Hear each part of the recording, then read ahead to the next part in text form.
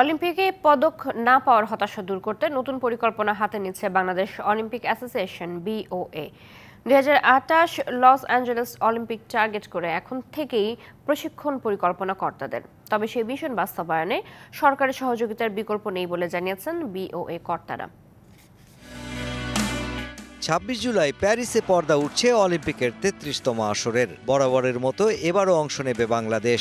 কোটা place অর্জন করে অংশ নিচ্ছেন আর্চার সাগর ইসলাম, আর বাকি 4 অ্যাথলেট যাচ্ছেন ওয়াইল্ড কার্ডে। ১৯৮৪ সালে অলিম্পিকে প্রথম অংশ নেয় লাল সবুজের দেশটা। ৪০ বছরে বিশ্বের সবচেয়ে বড় এই আসরে বাংলাদেশের পদক অর্জন তো দূরের কথা, অনেক ইভেন্টে প্রাথমিক পর্বই পেরোতে পারেননি অ্যাথলিটরা। তবে এবার ৪০ বছরের আক্ষেপ কাটিয়ে পদক জয়ে বড় পরিকল্পনা নিতে যাচ্ছে Bangladesh Olympic Association. The biggest show on আর্থে অংশ নেয়াই বড় কথা, অভিজ্ঞতা অর্জনই হবে লক্ষ্য। এমন ভাবনা থেকে এবার বেরিয়ে আসতে চায় BOA। All time Roma. Taste it, love it.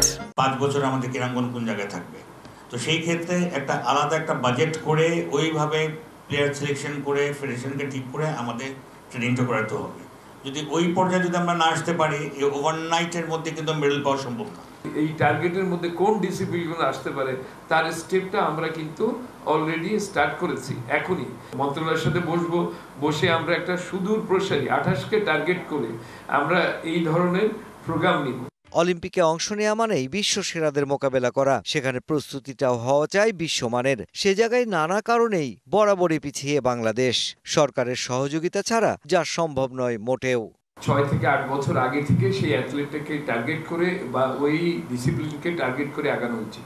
Olympic association একা ওয়ার্ক করলে এটা ফ্রুটফুল হবে না, তার জন্য আমাদের দরকার আমাদের ক্রীড়া মন্ত্রণালয়। একটা দীর্ঘমেয়াদী প্রশিক্ষণ ছাড়া এটা ওইভাবে রেজাল্ট আসবে না। তবে ইনশাল্লাহ এবার আমরা খুবই আশাবাদী যে আমাকে পাপন সাহেবও সেই আশ্বস্ত করেছেন যে ইনশাল্লাহ ওইভাবে উনি পরিকল্পনা নেবেন, এবং মাননীয় প্রধানমন্ত্রীও বলেছেন যে ট্রেনিংটার উপরে জোর দিতে হবে।